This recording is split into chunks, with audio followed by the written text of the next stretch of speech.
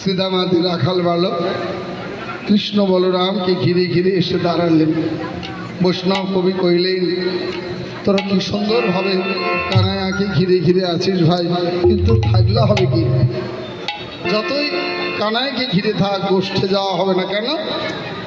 মায়ের অনুমতি ছাড়া ওর স্বার্থ আছে, ওর স্বার্থ আছে, গোষ্ঠে যা। তাই ওরা ভাবলেন না না, তাই তো কালক্ষেপণ না করে, সময় নষ্ট না করে আমরা তাড়াতাড়ি মায়ের কাছে যাই। গেল সব যশোদানি কটে, প্রণতি করি আমায় কহিতে রাখালরা, প্রণতি করি আমায় কহিতে রাখালরা, প্রণতি করি আমায় কহিতে রাখালরা, প্রণতি করি আমায় কহিতে রাখালরা। কানুরে লইয়া যাব বটে, লইয়া যাব বটে, সাজায়ে দাও মা, সাজায়ে দাও মা, সাজায়ে দাও মা, সাজায়ে দাও মা, সাজায়ে দাও মা, সাজায়ে দাও মা। মোদের ভাই কানুরে সাজায়ে দাও মা, মোদের ভাই কানুরে সাজায়ে দাও মা, মোদের ভাই আর বিলম্ব করো না, মোদের ভাই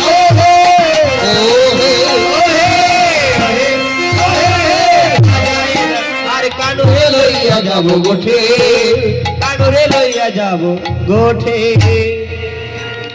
শুনিবাল রামের বাণী মূরছিত নন্দরানী, আর শুনিবাল রামের বাণী মূরছিত নন্দরানী। লোটায়ে পড়িল ভূমি তলে যাহা মরিরে, লোটায়া পড়িল ভূমি তলে,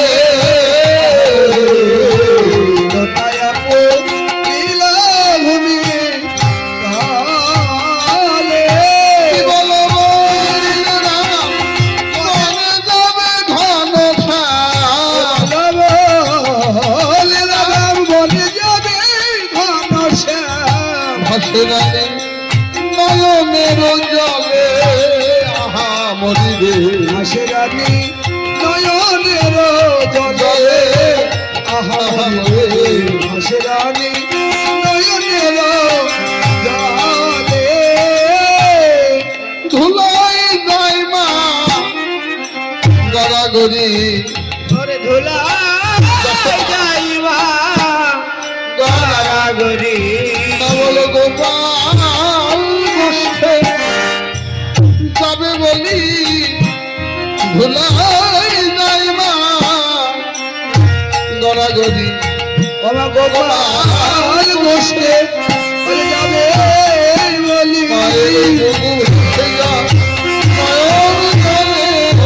গোষ্ঠে যাবে বলি,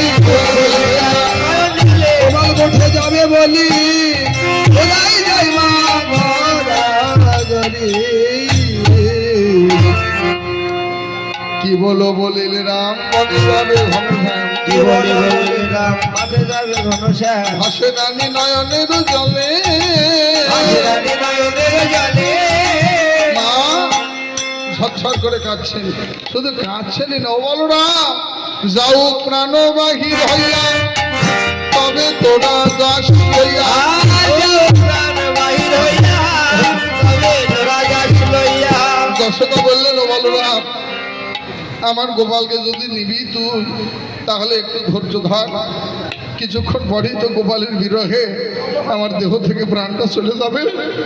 আগে প্রাণটা যাক, যাও প্রাণ বাহির হইয়া, তবে তোরা যাস বাহির হইয়া, তবে তোরা যাস লইয়া। এ যোজনা নয়ন তারা, নয়ন তারা। থাকতে গোপাল দেব না রে, থাকতে গোপাল দেব না রে, থাকতে গোপাল দেব না রে। আজকের মতো তোরাই যাবা, থাকতে গোপাল দেব না রে, আজকের মতো তোরাই যাবা, থাকতে গোপাল দেব না রে। ও মা, আজ এমন বাধা দিচ্ছ কেন? তুমি তো কোনোদিন এমনটি করো না, কেন দেবে না? তুমি জানো না আমরা জাতিতে গোয়ালা, ধেনুক বৎস না চড়ালে ওগুলো খাবে কি, বাঁচবে কি করে? বলরা গরু চড়াবার জন্যই যদি গোপালকে ছাড়তে হয়, তাহলে আমি বলছি শোন, আমার যত ধনুর বাল আছে সমস্ত ধনু বৎস ব্রাহ্মণবী লায়ে দেব, ব্রাহ্মণে লাইয়ে দিব। আমার যত ধনুর বাল ব্রাহ্মণবী লায়ে দেব, আমার যত ধেনু বাল ব্রাহ্মণে লাইয়ে দিব। ওমা ব্রাহ্মণকে একটা গোদান করলে মহা পুণ্য হয়, আর তোমার 9 লক্ষ ধনু সব দিয়ে দেবে, খুবই সৌভাগ্যের কথা মা। কিন্তু জানো না, লাইয়ে দিব। এক মুহূর্ত যার ক্ষীর স্বর্ণনী না হলে হয় না, চুরি করে খায়, তাকে সেবা দিলে কি করি বলো না? এ জগতে যার কিছু থাকে না সে কি গোপাল সেবা দেয় না? আমার যখন সব চলে যাবে গোপাল তো থাকবে, ওই গোপাল ধনকে পক্ষে লয়ে ব্রজবাসীর দানে দানে ভিক্ষা মেঘে খাওয়াইব, আমি ভিক্ষা মেঘে খাইব। ভিক্ষা মেঘে খাওয়াইব, ভিক্ষা মেঘে খাইব। কেবল ব্রজবাসীর দানে দানে ভিক্ষা মেঘে খাওয়াইব। ওরে ব্রজবাসী দাঁড়ে দাঁড়ে ভিক্ষা মেঘে খাইব। ব্রজবাসীর দানে আমার গোপাল ধনকে পক্ষে লয়ে, ব্রজবাসী দাঁড়ে দাঁড়ে গোপাল ধনকে ভিক্ষা লয়ে রসি দাঁড়ে দাঁড়ে ভিক্ষা মেঘে খাইব। ওমা এমন তো করো না, কেন বাধা দিচ্ছ? শ্রীদাম বললেন, কেন মা তুমি তো কোনোদিন আপত্তি করো না? শ্রীদাম কি বললো, আমি নিঃশেষ শেষে এমন স্বপ্ন দেখেছি, নিঃশেষ শেষে স্বপ্ন তো বিফলে যায় না। কুষা বন্দে আমি দেখে রাতে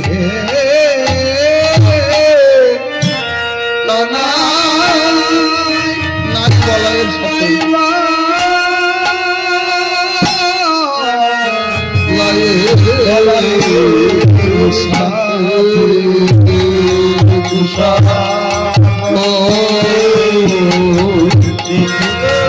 রাতে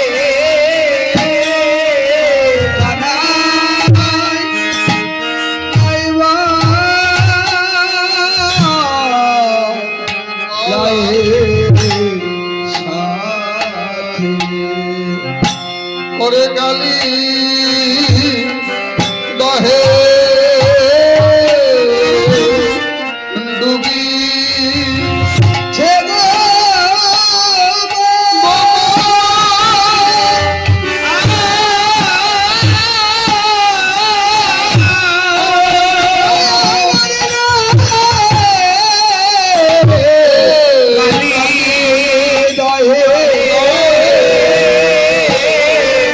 ডুবি